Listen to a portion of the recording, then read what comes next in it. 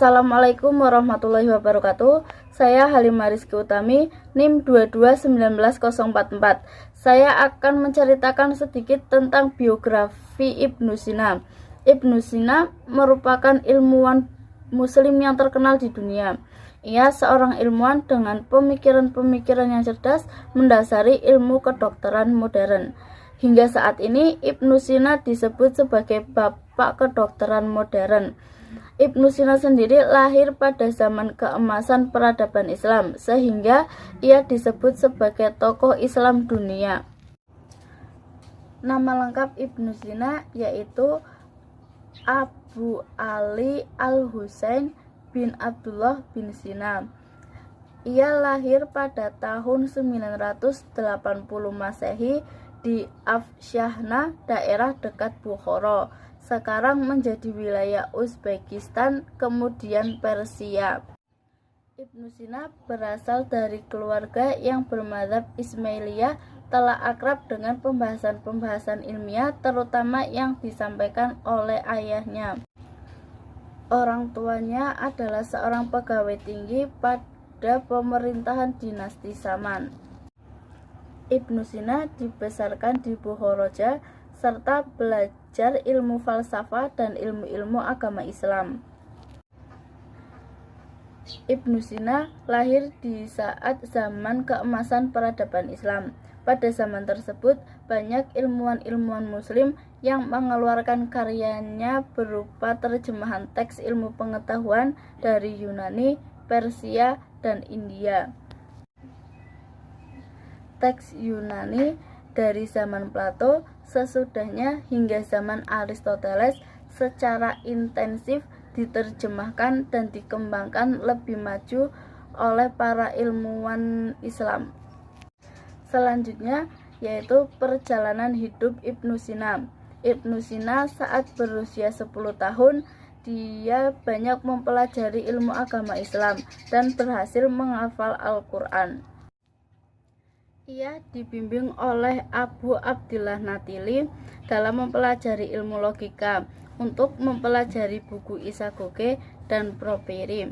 Setelah itu, dia juga mendalami ilmu agama dan metafisis Plato dan Aristoteles. Saat berusia 22 tahun, ayah Ibnu Sina meninggal dunia. Pemerintahan Samanid menuju keruntuhan. Masalah yang terjadi dalam pemerintahan tersebut akhirnya membuat Ibnu Sina harus meninggalkan Bukhara. Pertama, ia pindah ke Gurgan. Ia tinggal selama 10 tahun di Gurgan. Kemudian ia pindah dari Gurgan ke Nasa. Kemudian pindah lagi ke Bawat, dan terus berpindah-pindah tempat untuk mempelajari ilmu baru dan mengamalkannya. Dalam sejarah pemikiran filsafat abad pertengahan, sosok Ibnu Sina memperoleh penghargaan yang tinggi hingga masa modern.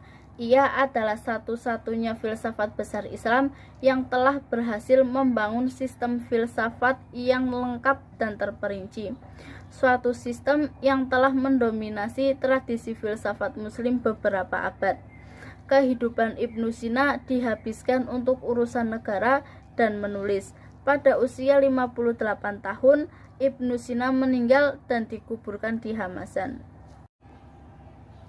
Ibnu Sina adalah contoh dari peradaban besar Iran di zamannya. Ia juga menjadi sosok penulis yang produktif. Sebagian besar karyanya membahas tentang filsafat dan pengobatan. Ia adalah satu-satunya filsafat besar dalam Islam yang berhasil membangun sistem filsafat yang lengkap dan terperinci. Suatu sistem yang telah mendominasi tradisi filsafat muslim hingga beberapa abad.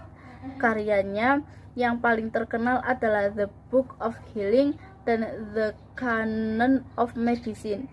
Dikenal juga sebagai konun yang digunakan sebagai referensi di bidang kedokteran selama berabad-abad. Karya-karya Ibnu Sina. Jumlah karya yang ditulis Ibnu Sina diperkirakan antara 100 sampai 250 buah judul.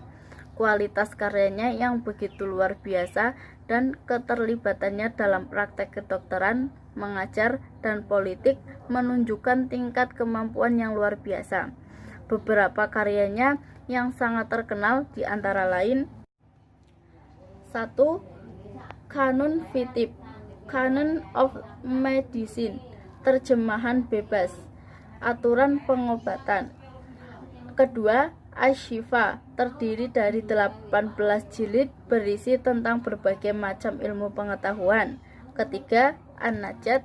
Keempat, Mantik Al-Masyriqin, logika timur. Selain karya filsafatnya tersebut, Ibnu Sina meninggalkan sejumlah isai dan syair. Beberapa isainya yang terkenal adalah: 1. Hai Ibnu Yaqzan. Kedua, Risalah At-Tair. Ketiga, Risalah Fisir Al-Qadar. Keempat, Risalah fi Al-Ishq. Yang kelima, Tahsil As-Sa'adah. Dan beberapa puisi terpentingnya yaitu: 1. Al-Urjuza fi Atib, Al-Qasidah Al-Musdawiyah, Al-Qasidah Al-Ainiyah.